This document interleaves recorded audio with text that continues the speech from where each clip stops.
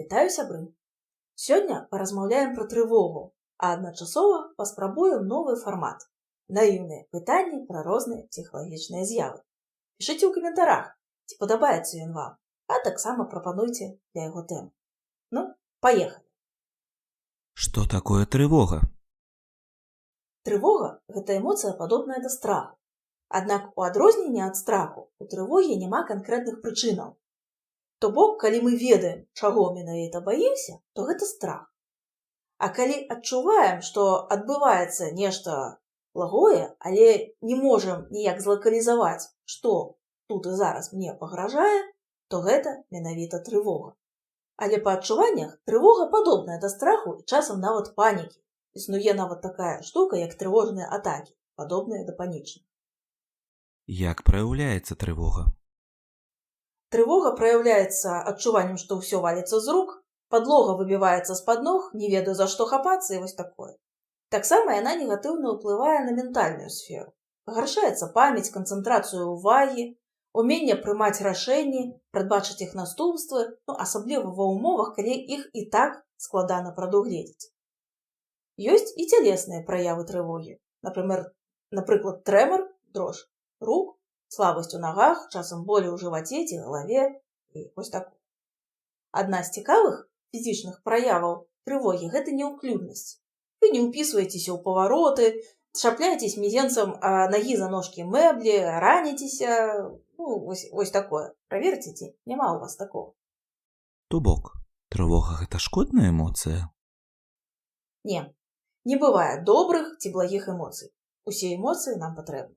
Іншая справа, што адныя эмоцыі прыемныя, а іншыя не. Трывога непрыемная, але яна не шкодная. А на што яна нам патрэбная? Функцыя трывогі папярэдзіць нас пра небяспеку. Гэта такая псіхічная сігналізацыя, якая кажа: «Гэй, азірніся, прыгледзься, штосьці не так». Нашым далёкім продкам гэтае адчуванне ратавала жыццё. Дарэчы, менавіта таму пры трывозе нам хочацца рухацца, як кажуць, бегаць па столі.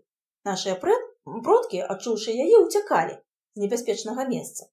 Таму трывога прымушае сэрца біцца часцей, мышцы напружвацца, каб збегчы з непрыемнага становішча. Калі трывога карысная, чаму мы так ад яе пакутуем? Тут магчымыя два варыянты. Першы – гэта наша памылка ў дзеяннях. Мы памятаем, што трывога – гэта такая псіхічная сігналізацыя. Што мы ў норме робім, калі чуем сігналізацыю? Натуральна, бяжым правяраць, што здарылася, і неяк вырашаем праблему. Але ў выпадку трывогі мы часам выдаткуем высілкі не на паляпшэнне сітуацыі, а на заглушэнне самай трывогі. То бок, не бяжым правяраць, што здарылася, а абкручваем датчык сігналізацыі коўдрай, каб ён не роў так голасна. Натуральна, сітуацыю, якая выклікала трывогу, гэта ніяк не паляпшае. Адпаведна, сігналізацыя не выключаецца. Другая сітуацыя, калі мы б і хацелі бегчы і ратаваць становішча, але трывога настолькі моцная, што паралізуе. Тыя самыя адчуванні, не ведаю за што хапацца, зніжаная ментальная актыўнасць. Усё гэта вядзе да таго, што мы не можам рабіць нічога. Хаця можам разумець і нават хацець нешта зрабіць, каб выратавацца. І што тады рабіць? Ці можна неяк даць рады трывозе? Можна. Давайце толькі адразу дамовімся, што першы варыянт, той, дзе мы абкручвалі сігналізацыю коўдрай, гэта не наш шлях. Так супакоіцца нельга. Так што не рабіце так. Другі варыянт. Мы не можам выбіраць, адчуваць нам эмоцыі ці не. Але можам рэгуляваць, па-першае, іх моц, а па-другое, як доўга мы будзем іх адчуваць. У выпадку трывогі нам дапамогуць цялесныя практыкі, звязаныя, па-першае, з дыханнем, а па-другое, з пачуццём апоры і зазямлення. З дыхательных практык варта ведаць дыяфрагмальнае дыханне, дыханне па квадраце, дыханне 3/6 альбо 4/8, калі выдах даўжэйшы, чым вдох. Усё гэта можна пабачыць на маім канале вось тут. А зазямленне звязана з адчуваннем апоры, фізічнай альбо псіхічнай. Фізічная апора – гэта стаць поўнай стапой на падлогу ці легчы на яе, прытуліцца да сцяны і адчуць, што і падлога, і сцяна вас трымае.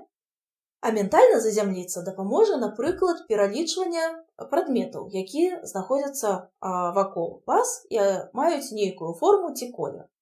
Вось колькі вакол вас чырвоных прадметаў, а колькі круглых, а колькі чырвоных і круглых.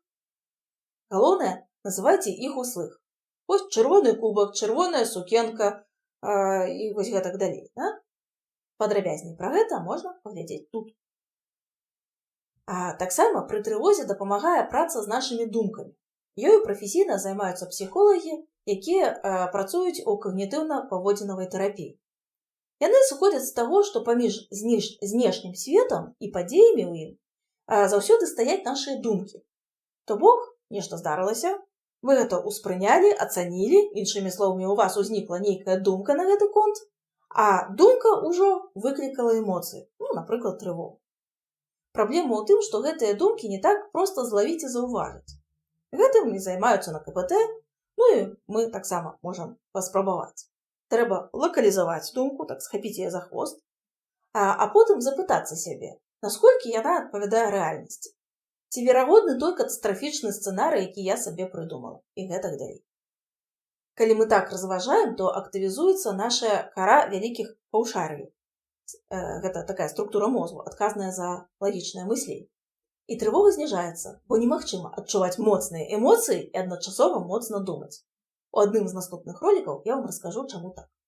А медычныя сродкі можна ўжываць? Можна.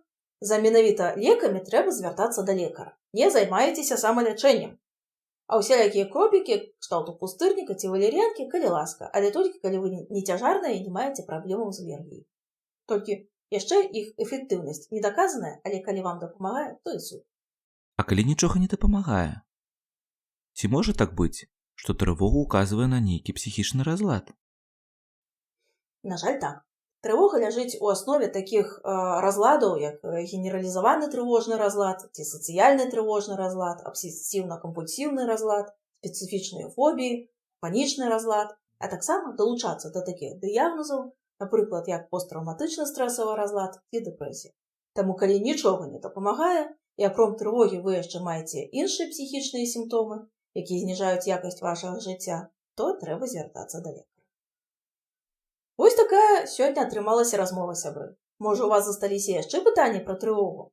Пішыце ў каментарыях, зароўна, як і вашыя ўражанні і прапановы для наступных выпускаў. А калі гэтае відэа вам спадабалася, то паставце лайк, падпішыцеся на мой канал, каб не прапусціць абнаўленні, бо гэта мае сэнс.